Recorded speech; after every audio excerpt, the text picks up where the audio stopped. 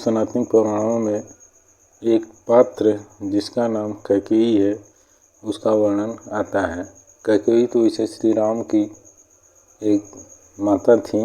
श्री राम की जन्म देने वाली माता कौशल्या है और श्री राम की दूसरी माता कैकेयी है। या कहें कि अयोध्या के राजा दशरथ जो एक प्रतापी और प्रसिद्ध राजा हैं, उनकी 3 पत्नियां थीं, जिसमें से कौशल्या, कैकेयी और सुमित्रा थी। श्री राम कौशल्या के पुत्र थे और कौशेयी कैकेयी इनकी जो दूसरी रानी थी उसके पुत्र भरत थे। लक्ष्मण और शत्रुघ्न भी दशरथ सुमित्रा के पुत्र थे। इस तरह से राजा दशरथ के 4 पुत्र थे। ओम नमः शिवाय, ओम नमः शिवाय। इन सब परिस्थितियों में सभी राजकुमार बड़े होते हैं और राजा दशरथ अपनी उम्र को अधिक उम्र हो जाने के कारण अपने पुत्र, बड़े पुत्र जैसा उस समय व्यवस्था थी, राम को अपने राजगद्दी का भार सौंप करके जिम्मेदारी से मुक्त होना चाहते थे।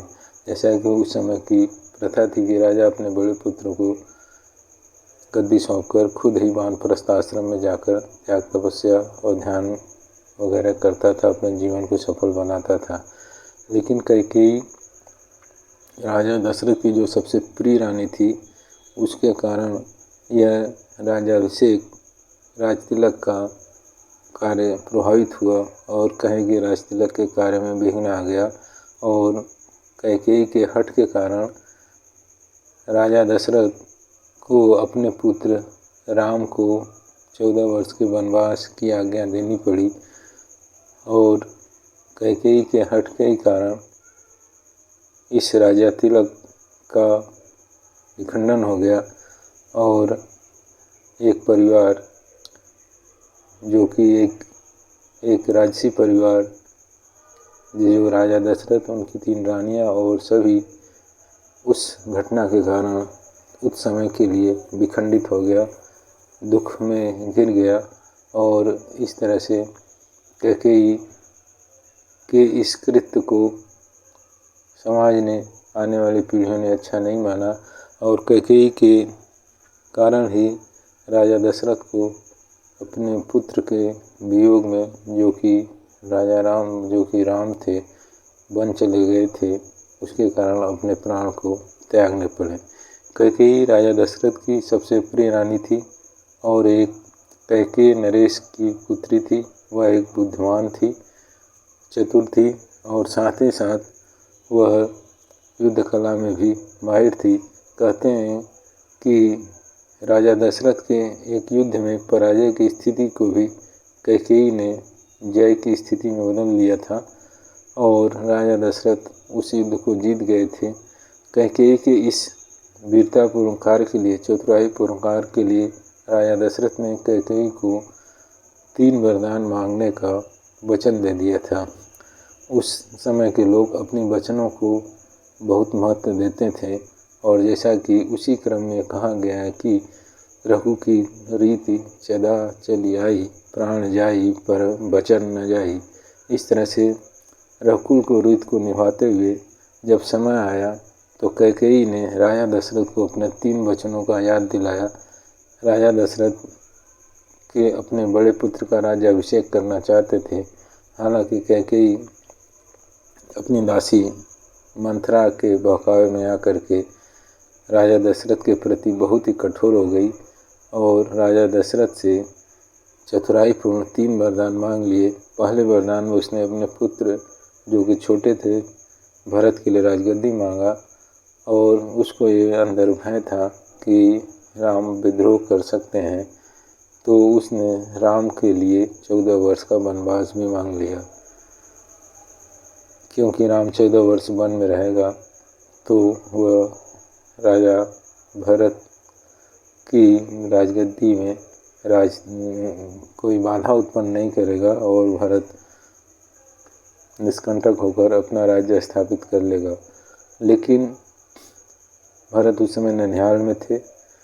राजा दशरथ ने कैकेयी से इस बात के लिए कहा कि वह भरत को राजा बनाना चाहे बना ले, लेकिन राम को वन में न भेजे।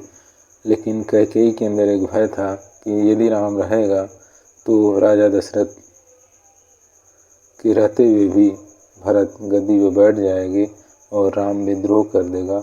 ऐसी स्थिति में भरत का राज्य निष्कंटक नहीं होगा।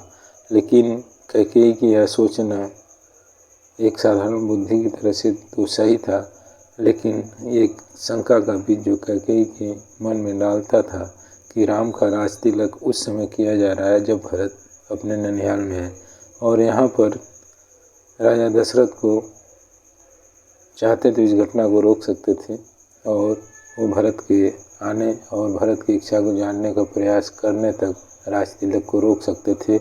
लेकिन राज तिलक का, जैसा कि धर्माचार्यों ने शुभ तिलक की शुभ घड़ी की जो तिथि निकाली थी, उसी समय वो राज तिलक राजा दशरथ अपने इस बड़े पुत्र राम का करना चाहते थे।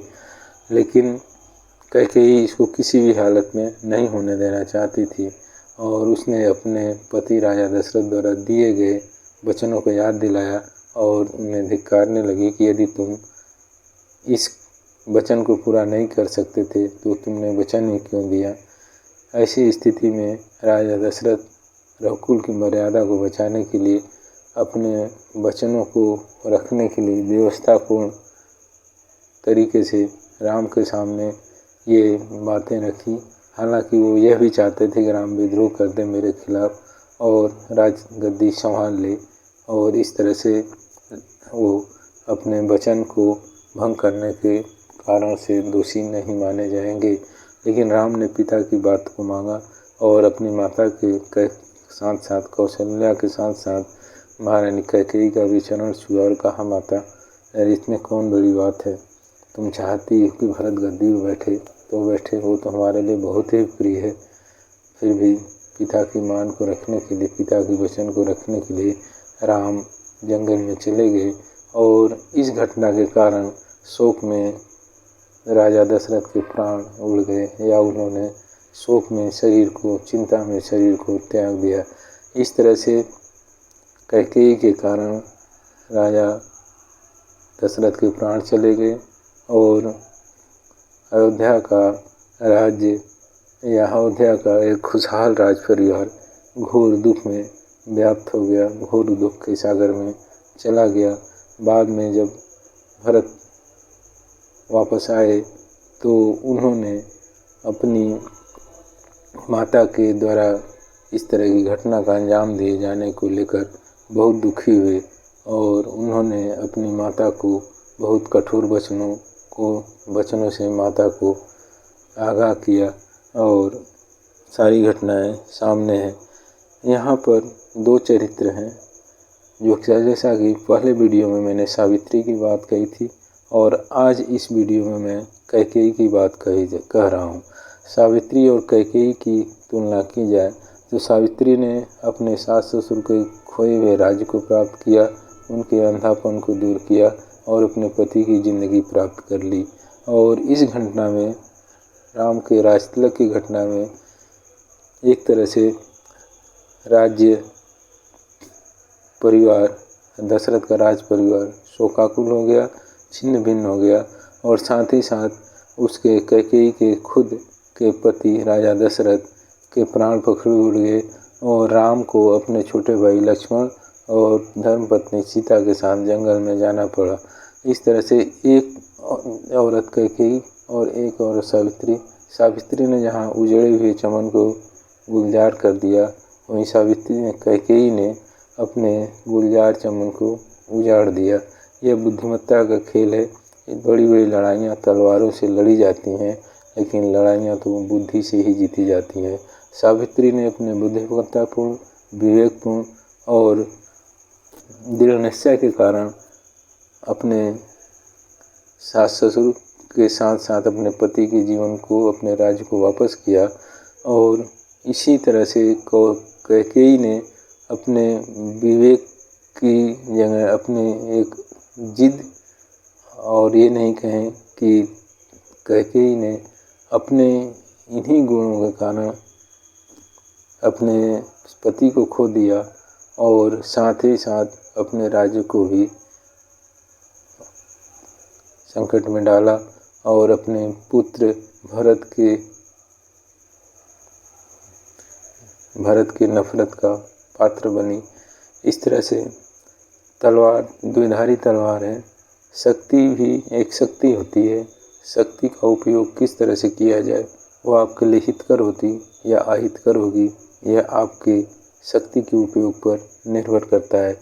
एक द्विधारी तलवार जिस भी तरफ चलाई जाती है, चाहे अच्छी तरफ चाहे बुरी तरफ, दोनों तरफ वार करती है। यहाँ पर कैकेयी बुद्धिमान थी, सावित्री भी बुद्धिमान थी। कैकेयी दृढ़ निश्चयी थी, सावित्री भी दृढ़ निश्चयी थी। और कैकेयी चतुर थी, सावित्री भी चतुर थी। कैकेयी ने राजा दशरथ से प्रेम किया था, सावित्री ने सत्यवान से प्रेम किया था। कैकेयी भी पूजा पाठ करती थी, सावित्री पूजा पाठ करती थी। सभी परिस्थितियों को देखते हुए भी निर्णय का समय और निर्णय की मांग, घटना का समय, घटना की मांग, इन सब चीज़ों को देखते हुए सावित्री ने जहाँ चमन को गुलजार किया, कैकेयी ने चमन को, खिलते हंसते बगीचे को उजाड़ दिया। और इतिहास में कैकेयी एक कुपात्र की तरह से जानी जाने लगी। लोग अपने पुत्रों का नाम, अपनी पुत्रियों का नाम, लड़कियों का नाम कैकेयी के नाम पर नहीं रखते हैं। सनातनी हिंदू पुराणों से यह घटना यह बताती है कि यदि कैकेयी और सावित्री में चुनना हो तो सावित्री पूजनीय मानी गई, सती मानी गई, और कैकेयी को लोग एक सौतेली माँ की तरह से देखने लगे और लोगों ने कैकेयी के प्रति कोई आदर, कोई सम्मान, कोई भाव नहीं रखा। इसलिए यह आपके विवेक पर निर्भर करता है कि आप अपने बुद्धि का उपयोग किस तरह से करते हैं, अपनी चतुराई का उपयोग किस तरह से करते हैं, कब करते हैं, किसके खिलाफ करते हैं। यदि वही बुद्धि, वही चतुराई, वही विवेक, वही दृढ़ता समय के साथ सही तरीके से की जाए तो आपके घर परिवार को ऊंचाई पर ले जाती है। और यदि वह सही तरीके से, सही समय पर, सही ढंग से नहीं की जाए तो आपके परिवार को नाश की तरफ भी लेकर चली जाती है। तो बुद्धि होने का मतलब ये नहीं है कि आप हमेशा सफल ही होंगे। बुद्धि होने का मतलब यह भी है कि आप असफल के साथ साथ नष्ट भी कर सकते हैं। विवेक होने का ये मतलब है कि आप सही या गलत का विचार सही समय पर करें और परिस्थितियों को देखकर करें। सावित्री और कैकेयी दोनों के चरित्रों से यही पता चलता है कि बुद्धि, विवेक, समय, दृढ़ता और मांग को उचित समय पर, उचित तरीके से, उचित ढंग से रखने पर ही सफलता मिलती है। और किसी भी क्रिया को समय के साथ उचित तरीके से कार्यान्वयन करने पर ही सफलता मिलती है, और नहीं तो फिर आप हंसी के पात्र कैकेयी की तरह से बनते हैं। ओम नमः शिवाय, ओम नमः शिवाय, ओम नमः शिवाय।